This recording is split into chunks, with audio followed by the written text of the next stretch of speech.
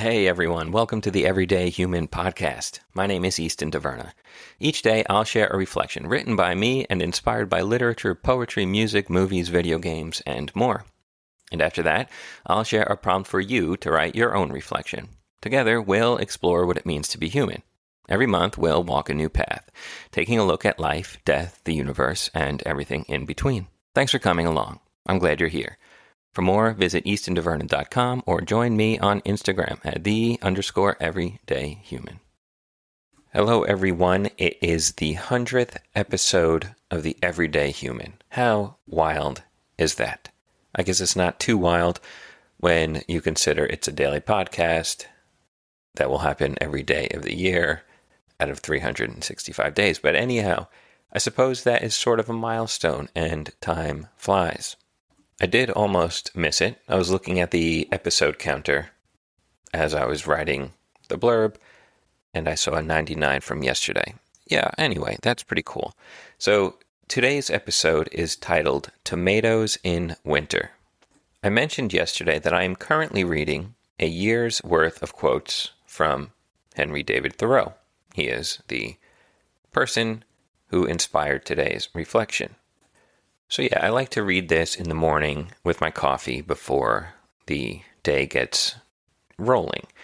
And I have this lovely little book that is called The Daily Henry David Thoreau, A Year of Quotes. And it is a great way to start the day. I also recently saw that PBS put out a Ken Burns docuseries on Thoreau. I think it has narration by George Clooney and Jeff Goldblum, and I hope to check that out pretty soon. It seems to me like a lot of people nowadays are coming to the same conclusions Thoreau came to back in the 1800s, which is that we need less industrialization, less rat race, more nature, and that we cannot forget that we are a part of nature. So Thoreau, if you're not familiar with him, was a naturalist, essayist, poet, and philosopher. He is most well known for his book Walden, in which he reflects on simple living in nature. And there's the wonderful essay Civil Disobedience, which was actually originally titled Resistance to Civil Government. And in that essay, he puts forth an argument in favor of disobedience against an unjust state. I think everyone should read this, especially today.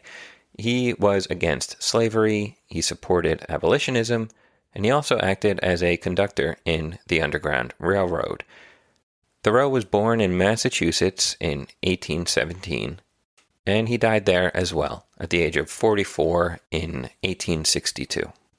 He's a wonderful writer, one of my favorites. I recommend checking him out if you have not read his work.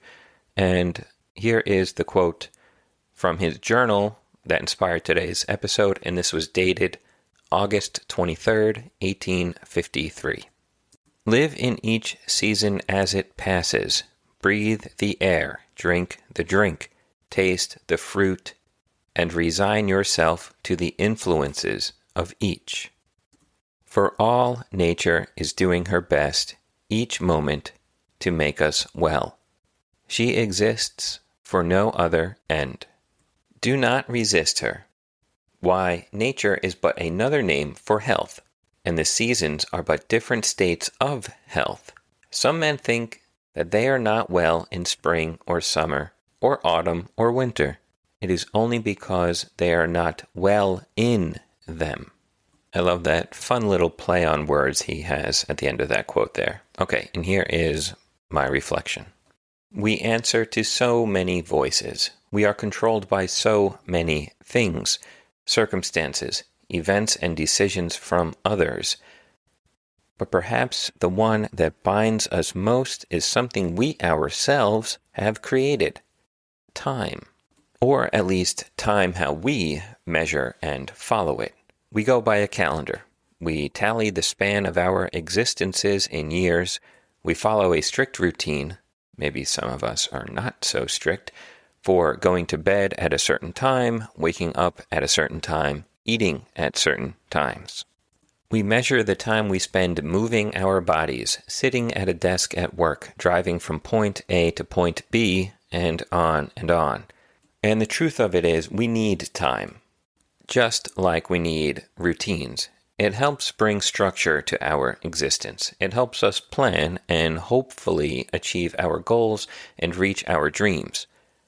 But on the other side of that coin, we've almost made a prison out of the hourglass. The bars of the minute and second hands caging us in and keeping us from simply existing. So much so that we now live outside of the seasons unnaturally. In the wintertime, we make our houses and cars warm. In the summer, we make them cold.